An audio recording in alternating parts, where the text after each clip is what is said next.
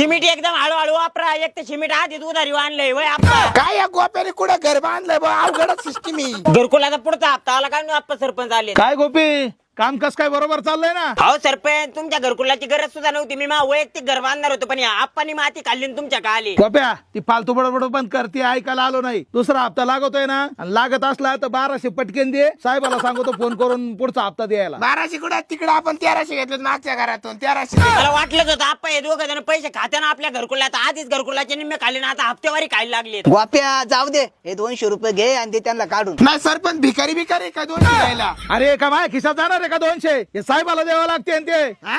तुम्ही तर म्हणले आपण खाणार संध्याकाळी मिळून पैसे. अरे हे कशाला माणसात काढितो? हा, साहेबाला द्यायचे. साहेबांना द्यायचे. आता तुम्हाला 200 नाही 1 रुपया सुद्धा देऊ नाही शकत. तुम्हीच आप्पा त्यांना नादून ठेवले आणि तुम्हाला इटानी आणि परत येऊ सुद्धा नका. नाही तर राहू दे, बघा तो कसा पुढचा हप्ता निघतो. पण आपल्या हातात थोडे हप्ते बिप्त्याचं.